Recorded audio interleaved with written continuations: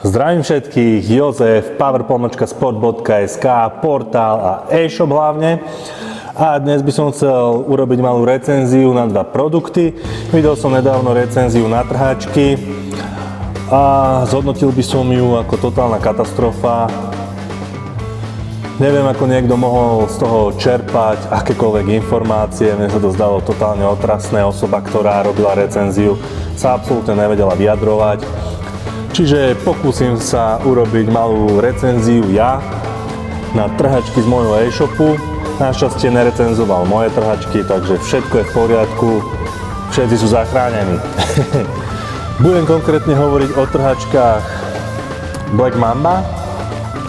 Sú to skoro klasické trhačky, vychytávočka je toto prešitie gumenou niťou, ktoré zvyšuje trakciu a teda úchop na činke alebo náčiní, ktoré používate, by mal byť silnejší, viac držať. Ale myslím, že aj klasická trhačka odvedie svoju prácu pri väčšine cvikov. Je to taká vychytávočka ozaj, ak chcete byť hardcore. A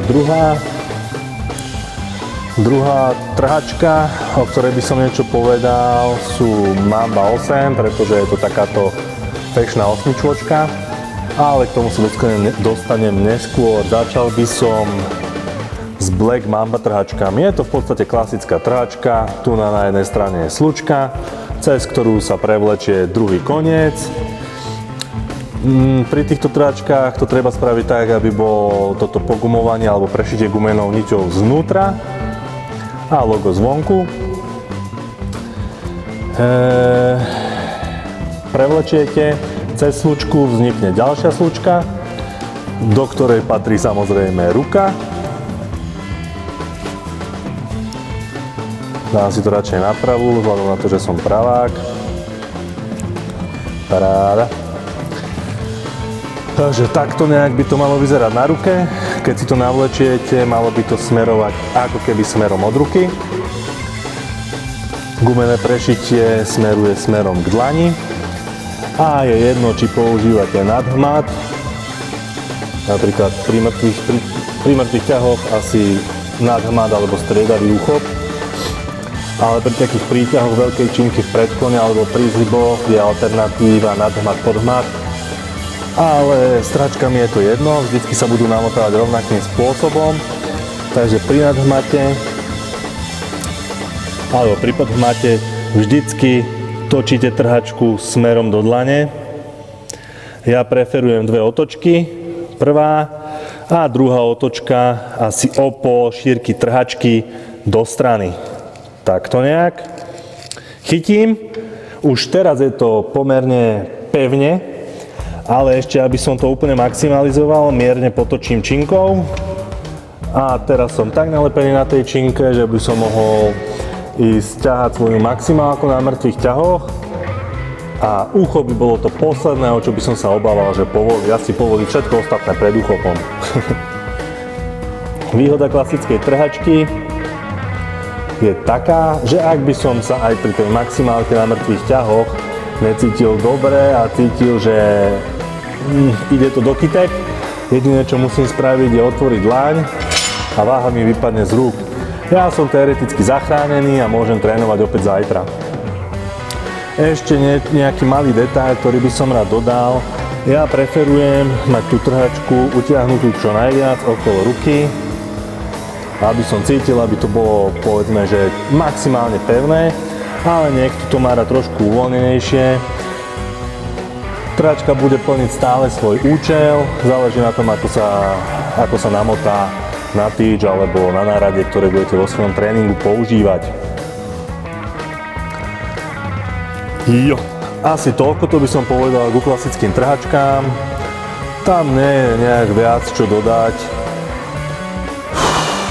Myslím si, nie je to žiadna raketová veda použitie trhačiek. Ak vám niečo z tohto, čo som ukázal, nie je jasné, kľudne mi napíšte do komentára a ja sa pokúsim zodpovedať čo najlepšie. Ale ešte niečo poviem k druhej trhačke, ktorú som na začiatku ukázal, Mamba 8. Rád o nich hovorím ako o hybridovi medzi trhačkou a hákom z dôvodu toho, že s týmto sa ako keby priviažete, prichytíte na váhu alebo na náčinie a nemusíte ani používať prsty, aby ste sa toho držali, proste budete na tom visieť, alebo tá váha bude visieť na vašej ruke. Tak asi približne ako s hákom.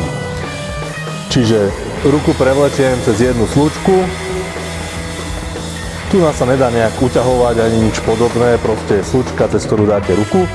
Omotáte okolo tyče alebo náčinia, prevlečiete ruku cez druhú slučku a ste pripravení. Ja by som si dával pozor, aby tá trhačka bola čo najrovnejšie okolo ruky. Ak by sa vám moc krútila, veľmi nepríjemne by to hlavne pri ťažších sériách rezalo a nemuselo by to vypáliť až tak dobre.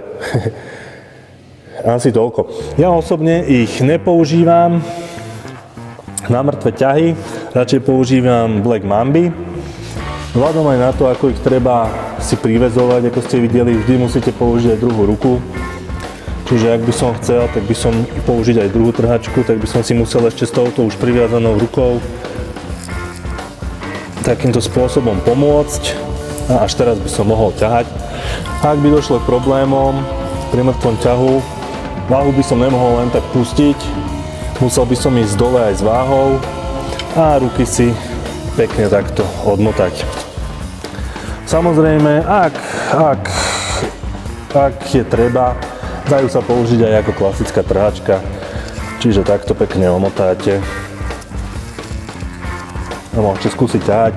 Materiál je však hrubší vzhľadom na to, že sú to zošité ako keby dve trhačky k sebe. Je to hrubšie, čiže vám to hodne rozšíri tú tyč a nie každému, kto má napríklad menšiu ruku, by to pomohlo, skôr by to asi fungovalo opačne. Na čo však ja rád používam tieto trhačky, sú napríklad príťahy v predklone, pretože nechcem sa sústreďovať na ten úchop pri tréningu vrchného chrbta. Chcem sa sústrediť čo najviac na samotný chrbát, samozrejme. A vďaka týmto trhačkám to ide viac ako dobre.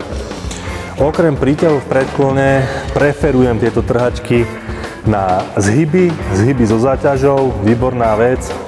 Proste si ich takto navlečiem takýmto spôsobom. Prestrčím ruku cez obidve slučky, vytvorím si tu na priestor a proste si prichytím ruku na náčinie, ktoré chcem používať. Napríklad tu mám nadstavec na spodnú kladku.